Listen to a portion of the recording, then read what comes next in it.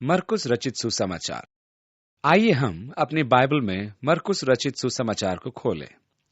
जिस समय यीशु क्रूस पर चढ़ाया गया था, उस समय मरकुस एक युवा लड़का था। यह माना जाता है कि मरकुस द्वारा लिखा गया सुसमाचार वृतांत यीशु की उन गाथाओं पर आधारित था जिन्हें वह पतरस से सुना करता था। पतरस मरकुस को अपना पुत्र कहता था, अर्थात विश्वास में पुत्र। पतरस के सेवा काल में मरकुस अधिकांश समय उसके साथ हुआ करता था। यही कारण है कि वह उन समस्त वृतांतों को सुनता था जो पतरस अपने प्रचार में सुनाता था।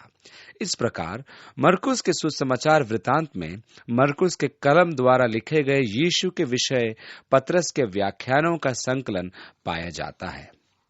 सुसमाचार वृतांत में केवल एक ही ऐसा भाग है जो हो सकता है कि उसने अपने व्यक्तिगत अनुभवों के आधार पर लिखा था, क्योंकि यह अन्य सुसमाचार वृत्तांतों में नहीं पाया जाता है। यह वह गद्यांश है जिसमें वह गतसमनी की वाटिका में यीशु के पकड़े जाने का वर्णन करता है। वह एक ऐसे युवक का उल्लेख करता है जिसे सैनिकों में से एक ने पकड़ लिया था और वह अपना कुर्ता उनके हाथों में छोड़कर भाग गया था। माना जाता है कि यह मरकुस के व्यक्तिगत अनुभवों का वृत्तांत है, अर्थात उस समय मरकुस 12 वर्ष का बालक था। इसका अर्थ यह हुआ कि उस रात जब यीशु पकड़वाया गया था, तब गतसमनी की वाटिका में यीशु और उसके शिष्यों के साथ वह वहां उपस्थित था। मरकुस की माता का नाम भी मरियम था। वह एक धनी स्त्री थी। वह यरूशलेम में रहती थी। मसीह की कलीसिया के एकत्र होने के स्थलों में से उनका घर एक घर था। जब पतरस को हेरोदेस ने बंदी बनाया था, तब उसके लिए प्रार्थना करने हेतु मसीही जन उन्हीं के घर में एकत्रित हुए थे। जब स्वर्गदूत ने पतरस को बंदीगृह में से निकाला, तब वहां से निकलते ही पतरस एक घर पर आया और द्वार पर दस्तक दी। एक युवा परिचारिका ने आकर देखा कि वह पतरस है, तो इतना अधिक हर्षित हुई कि उसने द्वार खोलने की अपेक्षा पहले भीतर जाकर समाचार सुनाया, देखो पतरस आए हैं। उन्होंने कहा, अरे तूने कोई प्रेत देखा होगा। यही मरकुस का वह घर था जहां विश्वासियों के एकत्र होने का स्थान था, ताकि आराधना वे कर सके। मरकुस की माता के भाई का नाम बरनबास था, जो पौलुस की प्रथम प्रचार यात्रा में उसके साथ था। उनके साथ मरकुस भी था, परंतु वह मार्ग से ही लौट आया था। हम नहीं जानते हैं कि उसने ऐसा क्यों किया। अनुमान लगाया जाता है कि वह आसिया के प्रतिकूल क्षेत्रों में प्रवेश करने से डरता था। यह मात्र कल्पना है या सत्य, हम नहीं जानते। यह तो स्पष्ट है कि पौलुस उसके इस प्रकार लौट जाने से आहत हुआ था।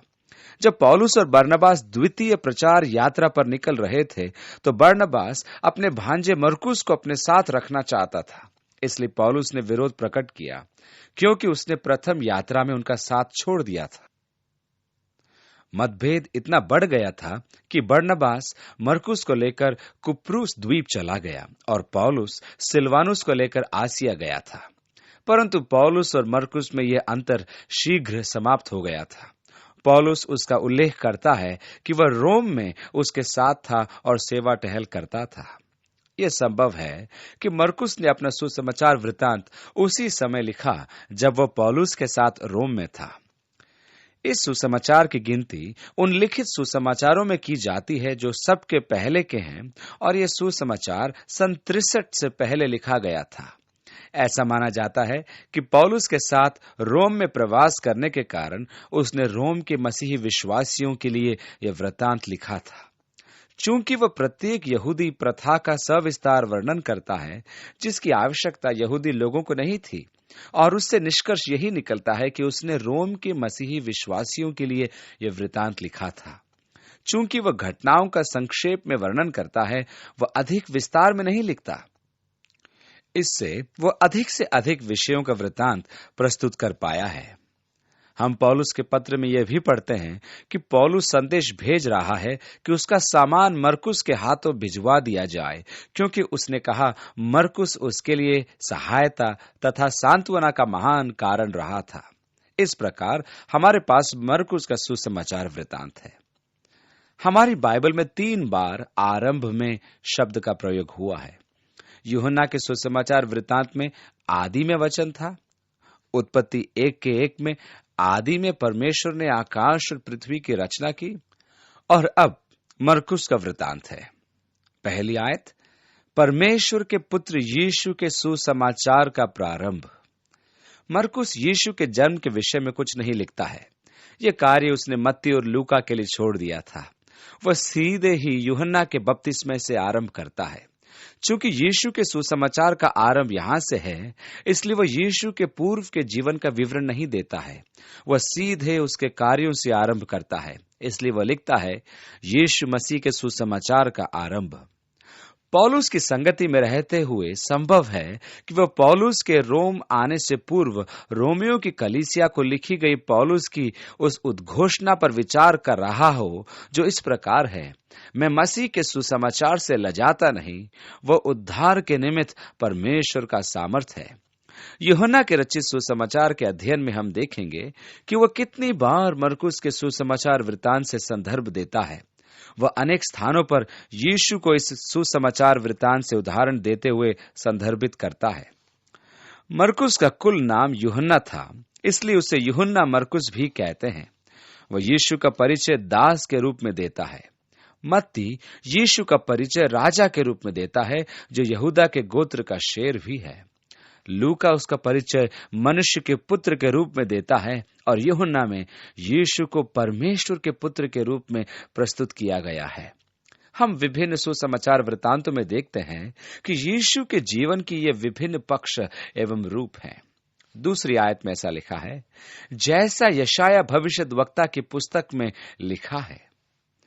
अब मरकुस सर्वप्रथम मलाकी की पुस्तक से भविष्यवाणी का संदर्भ देता है और फिर वह यशाया की भविष्यवाणी का स्मरण कराता है।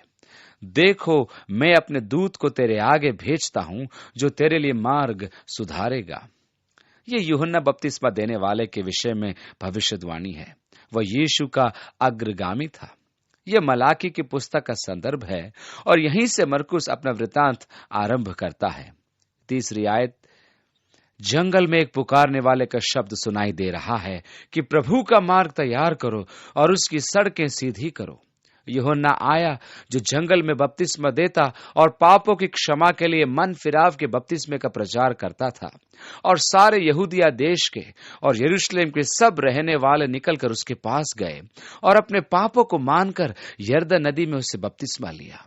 यूहन्ना ऊंट के रोम का वस्त्र पहने और अपने कमर में चमड़े का पटुका बांधे रहता था और टिड्डियां और वन मधु खाया करता था, और यह प्रचार करता था कि मेरे बाद वह आने वाला है जो मुझसे शक्तिमान है।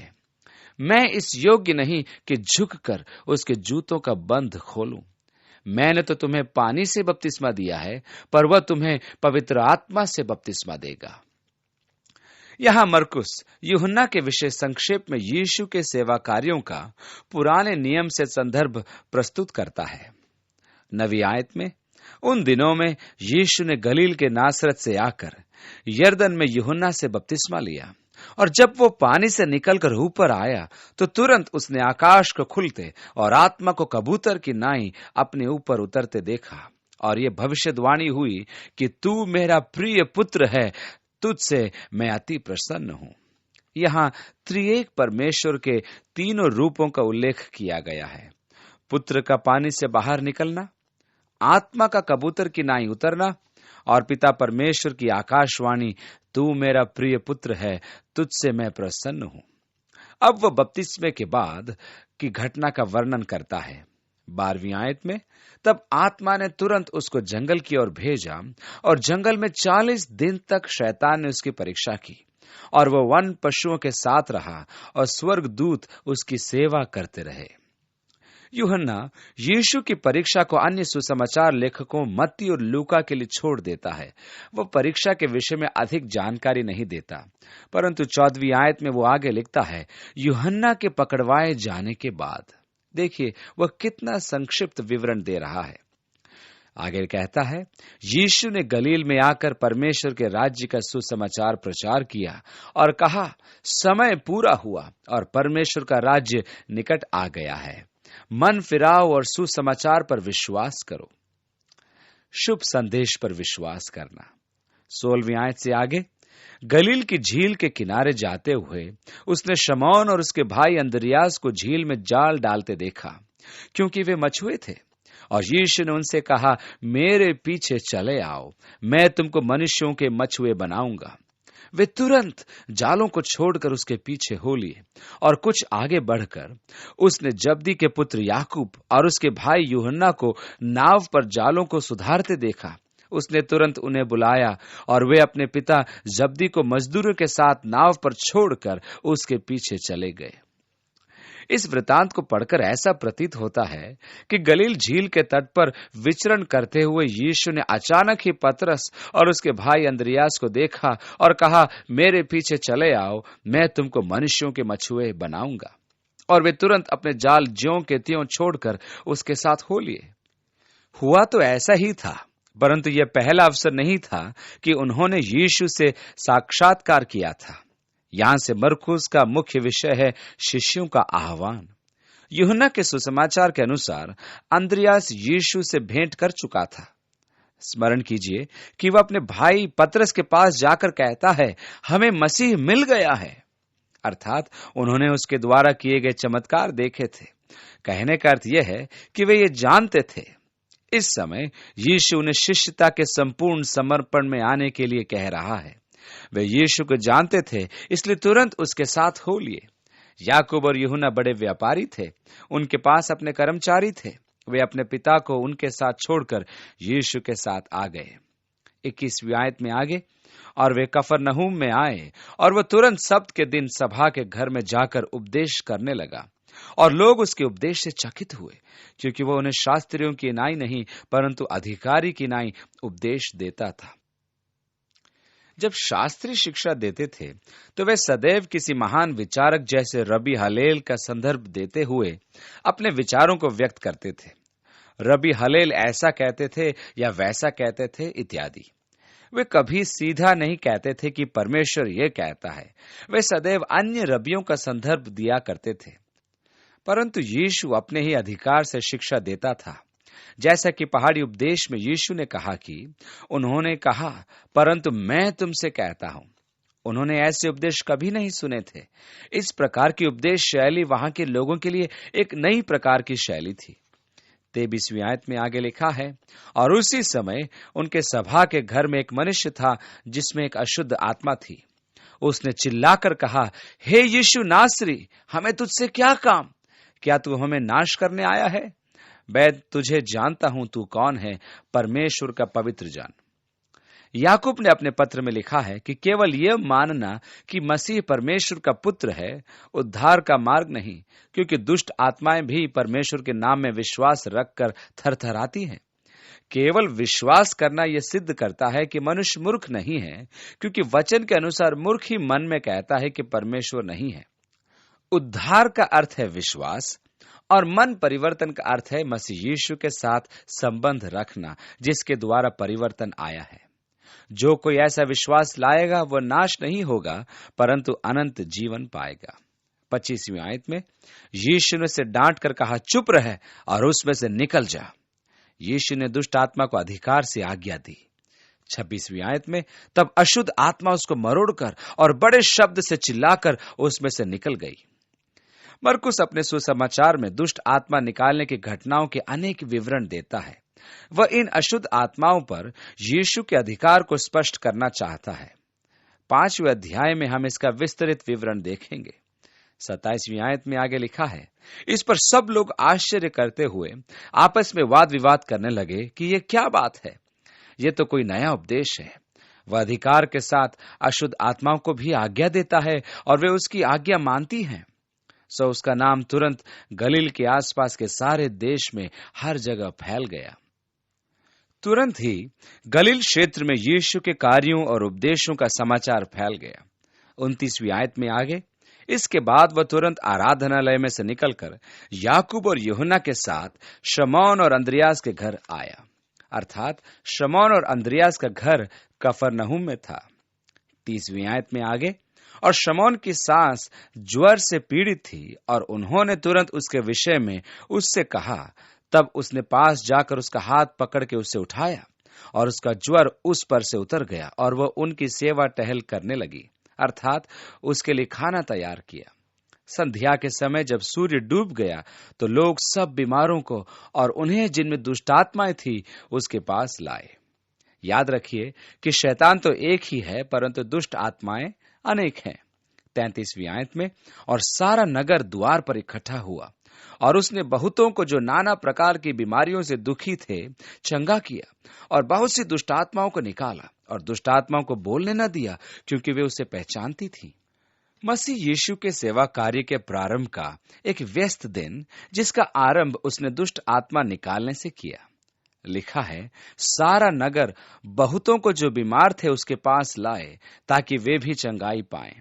ऐसे अथक परिश्रम के पश्चात कोई भी मनुष्य चाहेगा कि वह दूसरे दिन विश्राम करे और सोता रहे, परंतु 35वीं आयत में लिखा है, भोर को दिन निकलने से बहुत पहले वह उठकर निकला और एक जंगली स्थान में गया और वहां प्रार्थना करने लगा। यह एक रुचिकर बात है कि यीशु के लिए नव शक्ति एवं स्फूर्ति प्राप्त करने का साधन सोते रहना नहीं था, परंतु दिन निकलने के बहुत पहले उठकर जंगल में जाकर परमेश्वर से प्रार्थना करना था। प्रार्थना करने की आवश्यकता का इससे बड़ा प्रमाण नहीं है। परमेश्वर के पुत्र होने के कारण वह सामर्थ को प्राप्त करने, मार्गदर्शन और संपूर्ण जीवन के लिए प्रार्थना पर आश्रित रहता था। परमेश्वर के पुत्र होने के बावजूद भी वह प्रार्थना को आवश्यक समझता था, तो हमें इसकी कितनी अधिक आवश्यकता है। 36वीं आयत में आगे, तब शमौन पतरस और उसके साथी उसकी खोज में गए। जब वह मिला तो उससे कहा कि सब लोग तुझे ढूंढ रहे हैं। जब शिष्यों की निद्रा भंग हुई तो उन्होंने पाया कि वहां एक बड़ी भीड़ इकट्ठी हो गई थी, इसलिए वे उसकी खोज में गए और उससे भेंट हुई तो कहने लगे, वहां सब तेरी प्रतीक्षा कर रहे हैं। उसने उनसे कहा, आओ हम और कहीं आसपास की बस्तियों में जाएं कि मैं वहां भी प्रचार करूं, क्योंकि मैं इसलिए निकला हूं। सो वह सारे गलील में उनकी सभाओं में जा जाकर प्रचार करता और दुष्टात्माओं को निकालता रहा। दुष्ट आत्माओं को निकाले जाने के इस तथ्य को मरकुस फिर से लिखता है। यह चौथी घटना है। आगे 40 में लिखा है, और एक कोढ़ी ने उसके पास आकर उससे विनती की और उसके सामने घुटने टेकर उससे कहा, यदि तू चाहे तो मुझे शुद्ध कर सकता है। उसने उस पर तरस खाकर हाथ बढ़ाया और उसे छू कर कहा, मैं चाहता हूं, तू शुद्ध हो जा। और तुरंत उसका कोढ़ जाता रहा और वह शुद्ध हो गया। तब उसने उसे चिताकर तुरंत विदा किया और उससे कहा, देख, किसी से कुछ मत कहना, परंतु जाकर अपने आप को याजक को दिखा और अपने शुद्ध होने के विषय में जो कुछ मूसा ने ठहराया है उसे भेंट चढ़ा कि उन पर गवाही हो। परंतु वो बाहर जाकर इस बात को बहुत प्रचार करने और यहां तक फैलाने लगा कि यीशु फिर खुल्लम खुल्ला नगर में न जा सका, परंतु बाहर जंगली स्थानों में रहा और चहुं ओर से लोग उसके पास आते रहे। यीशु अपनी सेवा में अधिक स्वतंत्रता चाहता था, परंतु उसके द्वारा किए गए चमत्कारों के कारण, जिनमें एक कोढ़ी भी चंगा किया गया था, शामिल था और भीड़ उसे खोजती थी और वह नगरों में प्रवेश नहीं कर पा रहा था। जन समूह का यह हाल था कि वे उसे देखते ही उस पर टूट पड़ते थे। जन समूह का स्वभाव ही होता है कि वह अनियंत्रित होकर धक्का मुक्की करने लगते हैं। जन समूह से दूरी रखने के लिए यीशु ने नाव पर चढ़कर प्रचार करना उचित समझा। यही कारण था कि उसने कोढ़ी से कहा कि वह किसी से इस चमत्कार का उल्लेख न करे, परंतु कोढ़ी स्वयं को रोक न पाया और उसने सबको सूचना दे दी।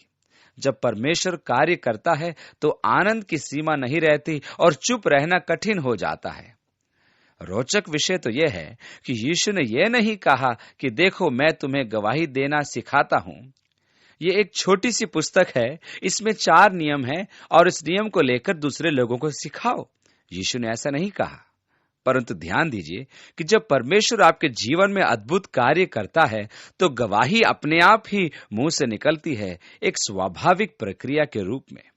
आप परमेश्वर के चमत्कार की चर्चा किए बिना रह नहीं सकते। यह आपके जीवन का एक भाग बन जाती है। यह पूर्व नियोजित न होकर एक प्राकृतिक प्रक्रिया है। ऐसे व्यक्तियों को रोका नहीं जा सकता।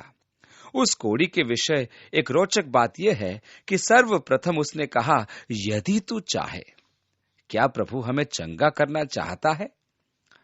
यीशु ने उस पर तरस खाकर उसे छुआ और कहा, मैं चाहता हूं कि तू शुद्ध हो जा। किसी कोढ़ी को छू लेना व्यवस्था विरोधी था, क्योंकि कोढ़ी के स्पर्श से मनुष्य कुछ समय तक अशुद्ध हो जाता था। यीशु ने व्यवस्था का उल्लंघन नहीं किया था, क्योंकि यीशु के स्पर्श करते ही वह शुद्ध हो गया था और उस समय वह कोढ़ी नहीं था। यीशु ने कहा, जाकर याजक को दिखा और अपने शुद्ध होने के विषय में जो कुछ मूसा ने ठहराया है उसे भेंट चढ़ा।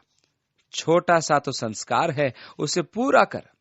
मुझे यह वाक्य बड़ा असंगत सा प्रतीत होता है कि जब परमेश्वर ने व्यवस्था में असाध्य रोग से ग्रस्त रोगी की चंगाई पर शोधन के नियम दिए, जिसकी वजह से वह रोगी समाज से बाहर कर दिया जाता है, परमेश्वर ने यह नियम भी दिए कि किस प्रकार वह फिर से समाज में लाया जाए। परंतु प्रश्न तो यह है कि असाध्य रोग का निवारण कैसे होता है। कोढ़ी के शोधन के लिए यह कार्य परमेश्वर ने व्यवस्था में रखा था कि जब तक वह जाकर याजक को दिखाए और उसकी जांच हो, तब तक उसे एक पृथक घर में रखा जाता था। 7 दिन पश्चात वह उसका पुनः परीक्षण करके देखता था कि रोग के नए लक्षण तो उभर कर नहीं आए हैं। यदि वह 7 दिन पश्चात शुद्ध पाया जाता था तो उसे 2 कपोत लाने होते थे। उनमें से एक को मारकर उसके रक्त को पात्र में लिया जाता था और दूसरे जीवित कपोत को रक्त रंजित कर उसका रक्त पानी में डुबाकर स्वतंत्र कर दिया जाता था। ज्यों-ज्यों वह पंख मारता व उड़ता जाता, त्यों तो बलि के कपोत का रक्त उसके पंखों से गिरता जाता था। अब यह रोगी शुद्ध माना जाता था और पुनः समाज का एक अंग बन जाता था। कैसी विचित्र बात है कि परमेश्वर ने अपनी चंगाई के कार्य का प्रावधान मूसा के युग से कर दिया था। हम परमेश्वर को कार्य करने दें, उसे बांध कर न रखें। यदि वह चाहे तो हम निश्चय ही उसके कार्य करने के लिए स्थान बनाएं, क्योंकि उसने स्वयं व्यवस्था में अपने कार्य करने के लिए स्थान बनाया हुआ है। परमेश्वर ने लेवी व्यवस्था में जहां अपने भावी कार्य के लिए स्थान बनाया है, वो मुझे बहुत अच्छा लगता है, अर्थात अपनी चंगाई के लिए। यदि मैं चाहूं कि किसी कोढ़ी को भविष्य में चंगा करूं, तो मैं अभी से व्यवस्था में उसके शोधन की विधि को लिख देता हूं। धर्मशास्त्र में कोढ़ को पाप का प्रतीक माना जाता है। यह एक ऐसा भयानक और घृणित रोग है जो धीरे धीरे मनुष्य को गलाता जाता है। यह एक ऐसा रोग है जो संवेदना को समाप्त कर देता है। यह उंगलियों तथा पैरों से आरंभ होता है।